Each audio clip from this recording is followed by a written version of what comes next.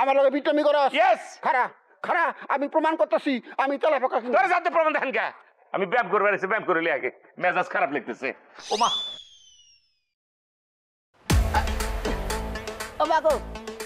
ও বাগো মানজায় টান মারছে ও এ বাবা এ মানজায় টান মারছে এ মানজায় টান মারছে এ উড়া উড়া একটু উড়া ও বাগো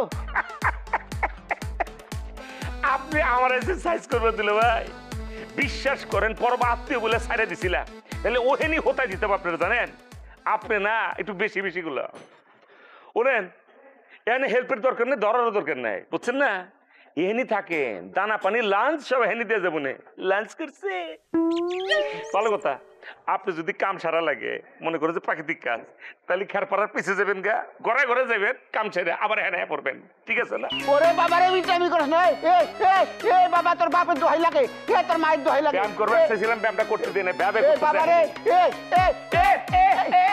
এ বাবারে এই ও মাগো ও মাগো ও মা ও মা মা মা মা মা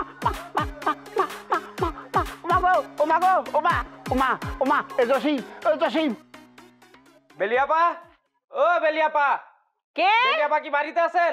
আরে কে? আমি রিয়াজ।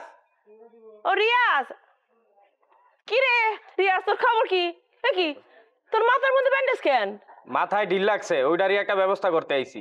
ও তো ওইটার ব্যবস্থা করতে আমার বাড়িতে কেন? যা হাসপাতালে যা, ডাক্তার দেখা, চিকিৎসা কর। দেন না, হাসপাতালে যায় মাথায় ব্যান্ডেজ করে আইছি, উল্টা আমার পকেটের থেকে কতগুলা টাকা গেল। এখন কোন আপনার জামাইরে কি করবেন? আমার জামাইরে কি করবো মানে? আমার জামাই কি করছে? আপনার জামাই আমার মাথায় ঢিল মাইরা পলাইছে। সে কি জেলখানা থেকে পাগল হয়ে আইছে? রিয়াজ, আমার কি মনে হয় জানিস, তোর রফিক ভাই আসলে পাগল হয়ে গেছে। পাগল না হলে কেউ কারো মাথায় ঢিল মারে ক? দেখেন আবার দুলাভাই যদি পাগল হইয়া থাকে তাইলে আমার কোনো অভিযোগ নাই, কিন্তু হ্যাঁ যদি সত্যি আসলে পাগল হইয়া যায় তাইলে হ্যাঁ কোনো মতে এই গ্রামে থাকতে দেওয়া যাইব না। তার জায়গা হইব পাবনার পাগলা গারোতে। আরে তোর রফিকরে তুই পাগলা গারোতে দিলে তুই বাইচা থাকতে পারবি? হ্যাঁ বাদ দে তো, এরকম চিন্তা ভাবনা করিস না। তোর রফিক ভাই বাড়িতে আসুক, বিচারটা আমি করতেছি, ঠিক আছে? যা তুই যা। ঠিক আছে আপা, বিচারটা আপনাদের দিয়া গেলাম, ঠিক মতন বিচারটা কইরেন। পাগলের কথা কয়ে তো আরেক বিপদে পড়লাম। আর রফিক ওর মাথা ঢিল মারতে গেছে কেন? এই লোকটা না আমারে কোনদিন শান্তিতে থাকতেই দিব না, আসলেই পাগল। আপা এখন আব্বারে কি বলবো? মাসুদের টাকাগুলো নষ্ট করলো। যা সত্য তাই বলবি, টাকা তো আর তুই নষ্ট করছ নাই। তারপরও আব্বা বলবো না যে তুমি আমার কোন পোলা লগে বিয়া দিছো? হ্যাঁ তোমার তো অনেক কথা শোনাবো তখন। শুনাইলে শুনাইবো, এখন টাকা এনে তো আমার হাতে দেশ নাই, দিছস মাসুদের হাতে। আমার কথা শুনাইলে এখন কোনো লাভ হইব? তুমি তো ভালো করে জানো যে মাসুদ আমার কাছে কোনো টাকা পয়সা দেয় নাই।